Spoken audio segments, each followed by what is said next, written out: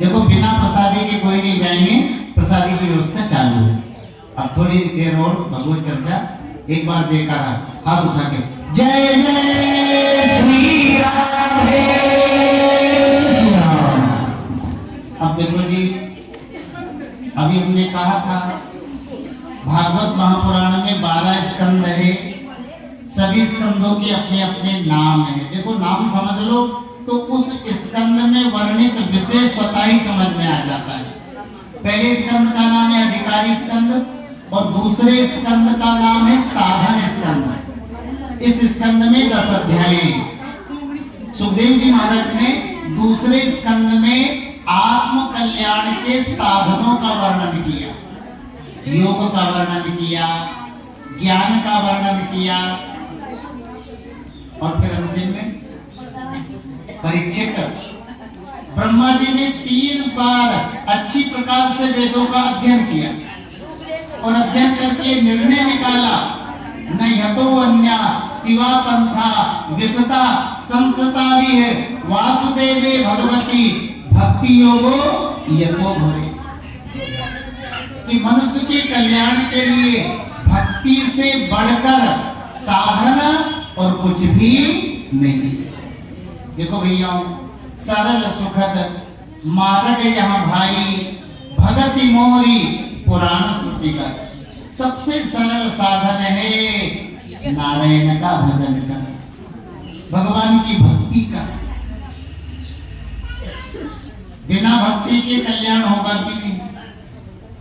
बारी मथे घट होय वर तो सिद्धता ते बढ़ते, तो बिनु हरि भजन न भवत रही यह सिद्धांत अपने। अरे अनहोनी भले ही हो जाए, पानी को मतने से कभी घी निकलेगा? बोले नहीं निकले। ये अनहोनी भी हो जाए, पानी को मत हो और घी निकल जाए। बालू रेत को घानी में पी लो तो तेल निकलेगा क्या? असंभव। लेकिन ये अनहोनी भी हो जाए कि बालू रेत को घानी में पी लो और तेल निकल आ जाए। लेकिन बिना भजन के यदि कोई चाहे कि मेरा कल्याण हो जाए तो ये असंभव। विनिश्चितम वदामिते न अन्यथा वचांसी में हरिम नरा भजन चिते दुस्तरम तरंतिते। मैं निश्चय करके कह रहा हूँ, मिथ्या भाषण नहीं कर रहा हूँ। संसार से वही करेंगे जो नारायण का भजन करेंगे। वैसे देखो जी, भागवत की जो परंपरा है ना, वो भगवान नारायण से है। इसलिए भागवत शब्द का एक और अर्थ होता है भगवता प्रोक्तम भागवतम।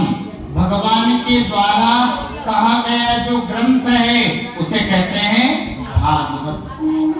देखो कल्प के आदि में भगवान नारायण ने जगत पिता ब्रह्मा को भागवत का उपदेश किया। चतुश्लोकी भागवत भगवान ब्रह्मा ने देवर्षि नारद जी को और नारद जी ने भगवान वेदव्यास। भागवत महापुराण के 10 लक्षण हैं: सर्ग, विसर्ग, स्थान, पोषण, उदय, मनवंतर, ईशानु कथा, निरोध, मुक्ति और आश्रय। देखो जी, तीसरे स्कंद से लगा के 12वें स्कंद तक ये जो 10 स्कंद है ना, वो एक एक लक्षण पर आधारित है। भागवत महापुराण का पहला लक्षण है सर्ग। सर्ग कहते हैं सृष्टि को। सृष्टि की उत्पत्ति का जो विषय सुखदेव जी महाराज ने रखा, भगवान वेदव्यास जी ने रखा, कौन से स्कंद में? बोले तीसरे स्कंद। भाई विदुर जी हरिद्वार में मैत्रेय ऋषि के आश्रम पर पधारे और मैत्रेय ऋषि के सामने यही प्रश्न रखा, ये संसार कैसे उत्पन्न हुआ? उस समय मैत्रेय ऋषि ने कहा, विदुर जी आपने बहुत बढ़िया बात पूछी। कल्प के आदि में जब सारा संसार जलमग्न था, भगवान जल में योग निद्रा में दिव्य से शैया पर विश्राम कर रहे थे। भगवान को योग निद्रा में शयन करते हुए 1000 चतुर्युगी बीत गए अब धीरे धीरे भगवान की आंखें खुली। भगवान ने संपूर्ण जीव समुदाय को अपने हृदय आकाश में देखा। सोचा अब एक से मुझे अनेक होना चाहिए। सूर्यगुण की प्रेरणा से भगवान नारायण की नाभि से कमल पुष्प उत्पन्न हुआ। देखो जी, ये कमल साधारण नहीं है। तल्लोक पद्मं सर्वैव विष्णु प्राणी सत्सर्वगुणावभास तस्मिन् स्वयं वेदमयो विधाता स्वयं भूम यमेस्म वदन्ति सोऽभूत्। यह कमल पुष्प भगवान विष्णु से आवेष्टित है और महाराज इतना तेजोमय, इतना प्रकाशमय है कि महाप्रलय का सारा जल ही कमल पुष्प के प्रकाश से प्रकाशित हो रहा है। धीरे धीरे यह कमल पुष्प जल के ऊपर आया और इस कमल पुष्प से जगत पिता ब्रह्मा जी उत्पन्न हुए। अब ब्रह्मा जी के मन में चारों दिशाओं में देखने की इच्छा हुई, तो ब्रह्मा जी के 4 मुख बन गए। ब्रह्मा जी सोचने लगे, भाई मैं कौन हूं, मुझे उत्पन्न करने वाला कौन है? जरूर मुझे उत्पन्न करने वाला जल के अंदर होना चाहिए। सो कमल के तंतु को पकड़ के जल के अंदर तक चक्कर लगाने लगे। वर्षों तक चक्कर लगाते रहे, फिर भी इन्हें कमल पुष्प का अंत प्राप्त नहीं हुआ। अब महाराज कमल पुष्प पर विराजमान हो गए। प्राणायाम क्रिया के द्वारा मन को संयमित किया और भगवान का ध्यान करने लगे। सुनो जी, मन क्रम वचन छाड़ी चतुराई और भजत कृपा करिए ही रघुराई। चतुराई से भगवान को पाना चाहेंगे तो भगवान प्राप्त नहीं, क्योंकि बुद्धि में इतना सामर्थ्य ही नहीं है कि परमात्मा को जान ले। यो बुद्धे परतस्तु सा, परमात्मा बुद्धि से परे है। अब ब्रह्मा जी ने पहले बुद्धि के द्वारा परमात्मा को जानना चाहा तो प्राप्त नहीं हुए। अब सब कुछ छोड़ा और भाव से भगवत चिंतन किया। इनको हृदयाकाश में भगवान नारायण का दर्शन हुआ। देखा जल के अंदर दिव्य से सैया है, जिस पर दिव्य पुरुष भगवान नारायण शांत भाव से लेटे हैं। और भगवान नारायण की नाभि से कमल पुष्प उत्पन्न हुआ और इस कमल पुष्प से मेरी उत्पत्ति हुई है। ब्रह्मा जी भगवान को जान गए और अब देखो भगवान की स्तुति करने लगे।